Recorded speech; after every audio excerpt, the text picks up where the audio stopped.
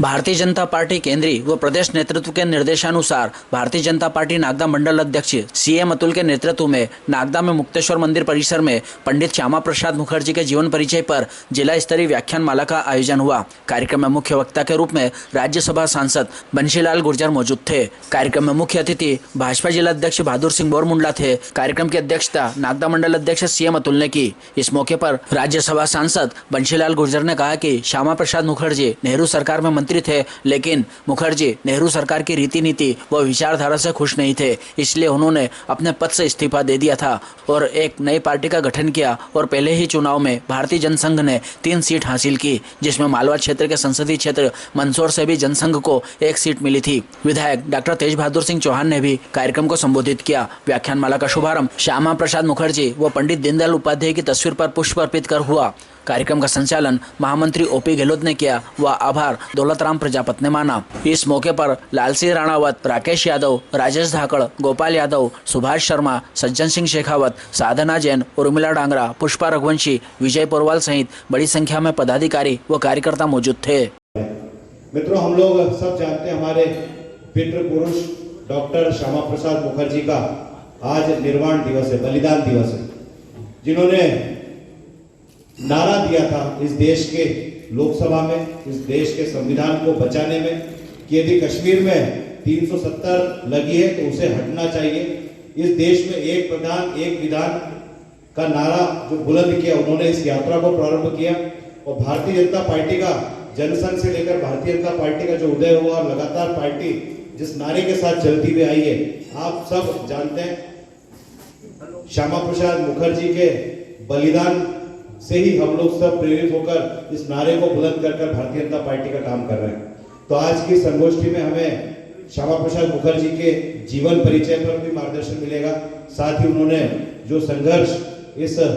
370 को हटाने के लिए, कश्मीर के परिदृश्य को बदलने के लिए किया, उस पर भी हम सबको मार्गदर्शन मिलने वाला है। मैं आज के इस कार्यक्रम में पुनः आदरणीय जिलाध्यक्ष जी को का भी स्वागत करता हूँ उपस्थित। लेकिन उसमें सबसे महत्वपूर्ण बात यह थी कि जब लोकसभा में उस समय के तत्कालीन प्रधानमंत्री पंडित जवाहरलाल नेहरू ने अपनी विचारधारा को कुचल देने की बात कही, तो बहुत ताकत के साथ लोकसभा में उन्होंने कहा था, माननीय प्रधानमंत्री जी, आप जिस विचारधारा को कुचलने की बात करते हैं, ये भारतीय जनसंघ आने वाले दिनों में उस राजनीतिक दल को और इस कुचलने वाली विचारधारा को समाप्त कर देगा। और डॉक्टर श्यामा प्रसाद मुखर्जी जी का वो सपना आज हम साकार होते हुए देख रहे हैं। इस पूरे देश में कांग्रेस की जो दुर्गति हुई है, इस पूरे देश में हिंदुस्तान की सबसे बड़ी राजनीतिक पार्टी, उसका देश के विभिन्न प्रदेशों में जो हश्र हुआ है,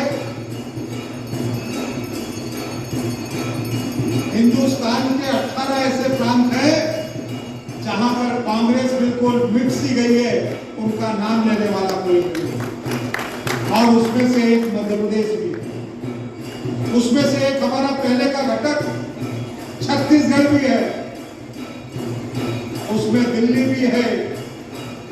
कांग्रेस एक भी सीट जीतकर नहीं आई है, छत्तीसगढ़ में एक सीट जरूर जीतकर आई है। आज कांग्रेस की वो विचारधारा देश से समाप्त होती जा रही है, कांग्रेस का वो अस्तित्व समाप्त होता जा रहा है। और डॉक्टर श्यामा प्रसाद मुखर्जी जी के नेतृत्व में हमारा अपना भारतीय जनसंघ जिस विचार को लेकर हम आगे बढ़े थे, आज भारतीय जनता पार्टी के रूप में केवल हिंदुस्तान की नहीं अपितु विश्व की सबसे बड़ी राजनीतिक पार्टी बनी। सर्वाधिक सांसद भारतीय जनता पार्टी के हैं,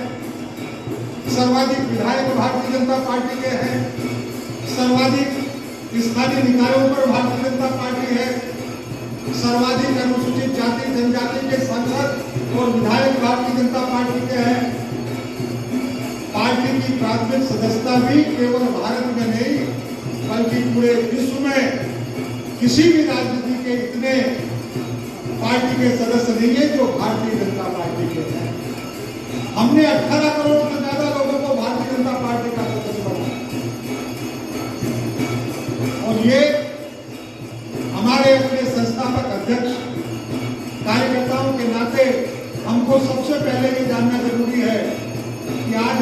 लगता है कि माननीय नरेंद्र मोदी के नेतृत्व में पार्टी का ये विस्तार हुआ है। हमको लगता है कि माननीय अडवाणी जी के नेतृत्व में भारतीय जनता पार्टी का हमने विस्तार किया है। हम सबको लगता है कि माननीय अटल बिहारी जी वाजपेयी के नेतृत्व में हमने के कारण है। और डॉक्टर मुखर्जी जी का निश्चित रूप से वो जो सपना कि वो परमिट प्रथा तो उनके बलिदान के कारण उसी समय समाप्त हो गई थी, लेकिन एक देश में दो निशान, दो विधान, दो प्रधान नहीं चलेंगे, इस आंदोलन को लेकर के गए थे। और इसका मुख्य उद्देश्य धारा 370, हमारे यहाँ का नागरिक कोई भी जम्मू कश्मीर में जाकर, श्रीनगर में जाकर रह नहीं सकता, खाली घूम के आ सकता है। लेकिन आप लोगों ने देखा होगा 2014 में भारतीय जनता पार्टी की सरकार बनी। आप लोगों के मन में ये बात भी आ रही होगी कि उसके बाद तो सरकार बीच में भी बन गई थी, लेकिन अटल बिहारी वाजपेयी जी की सरकार 96 में बनी तो 13 दिन चली, 99 में बनी तो 18 महीने चली, 99 में बनी तो फिर 5.5 साल चली, 5 साल चली, पौने 4.5 साल चली, और बीच में 2004 में चुनाव करा दिए। लेकिन उस समय 23 दलों की मिली-जुली सरकार थी और राज्यसभा में बहुमत नहीं था। लेकिन भारतीय जनता पार्टी के एजेंडे में डॉक्टर श्यामा प्रसाद मुखर्जी जी का जो सपना था और उनका जो बलिदान था, और धारा 370 समाप्त करना उस समय भी था। लेकिन आगे चल करके 2014 में हमारे यशस्वी प्रधानमंत्री माननीय नरेंद्र मोदी जी के नेतृत्व में भारत में सरकार बनी, और पर चूंकि राज्यसभा में, लोकसभा में बहुमत था, 282 सीटें थी, लेकिन राज्यसभा में बहुमत नहीं था। 2019 में 303 सीटें आई, एनडीए को 353 आई, और राज्यसभा में भी बहुमत हुआ। तो चुनाव तो मई में हो गए थे, 28 या 30 मई को माननीय प्रधानमंत्री जी ने शपथ भी ले ली थी। लेकिन मई के बाद जून, जुलाई और अगस्त, मतलब 2-2.5 महीने में सरकार ने सबसे बड़ा और सबसे पहला अगर कोई काम किया तो डॉक्टर श्यामा प्रसाद मुखर्जी जी का जिस कारण जो बलिदान हुआ था धारा 370 समाप्त कराने के लिए, 5 अगस्त 2019 को लोकसभा में वो धारा 370 का कानून निरस्त करके निश्चित रूप से जम्मू कश्मीर में तिरंगा फहराने का काम किया। मैंने निश्चित रूप से डॉक्टर श्यामा प्रसाद मुखर्जी जी को, पंडित हमारे यशस्वी प्रधानमंत्री माननीय नरेंद्र मोदी जी ने निश्चित रूप से 130 करोड़ देशवासियों के साथ श्रद्धांजलि अर्पित की और निश्चित रूप से उनके सपने को साकार करने का काम किया। निश्चित रूप से हम लोग देख रहे थे उस समय, हमको बाद में मालूम पड़ रही थी। मैं तो जब गांव में कहीं किसी से बात करता था तो कोई बकरी चराने वाला, भैंस चराने वाला, वो 2 दिन पहले थे। ये 5 अगस्त 2019 के 3 दिन पहले से जो लोग सोशल मीडिया पे और मीडिया से जुड़े हुए थे, इलेक्ट्रॉनिक मीडिया से जो जुड़े हुए थे, जो टीवी देख रहे थे, उनको मालूम थी कि अजीत डोभाल जी के साथ माननीय प्रधानमंत्री जी की चर्चा हो रही है, और माननीय अमित शाह जी जम्मू कश्मीर चले गए, और श्रीनगर में उनका डॉक्टर मुखर्जी ने तत्काल नेहरू जी की सरकार को छोड़ करके, मंत्री पद को छोड़ करके, और उस सरकार से अलग हो गए, और अलग होकर के भारत की एकता, अखंडता और एकात्मता को बनाए रखने के लिए एक नए राजनीतिक दल का गठन किया। जैसा कि बताया गया होगा कि परम पूजनीय गुरु जी से मिलकर के, और 1952 में 51 में कर लिया था, अक्टूबर 51 में, तो भारतीय जनसंघ के नाम से राजनीतिक दल का गठन करके, और पहले ही चुनाव में भारतीय जनसंघ ने चुनाव लड़ा, और उस चुनाव में जैसा कि हम सबको मालूम है कि भारतीय जनसंघ 3 सीट जीती थी, और उस 3 सीट में 1 सीट हमारे मालवा से भी थी, जो हमारे मंदसौर संसदीय क्षेत्र की थी। डॉक्टर मुखर्जी ने उस समय और परिस्थितियों को देखते हुए, क्योंकि संसद में इतना कांग्रेस का दबदबा था, पंडित नेहरू के नेतृत्व में पहला चुनाव हुआ था, तो उस चुनाव में कोई भी राजनीतिक दल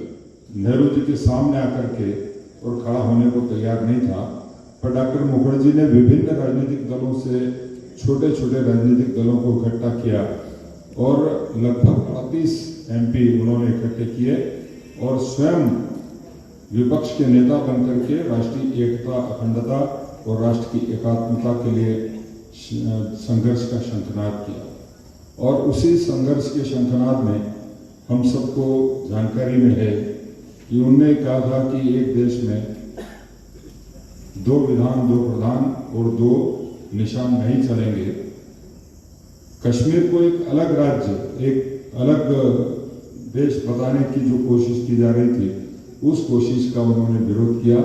और उसी विरोध को ध्यान में रखते हुए उन्होंने कश्मीर में वीज़ा लेकर के जाना पड़ता था, परमिट लेकर के जाना पड़ता था। तो परमिट प्रथा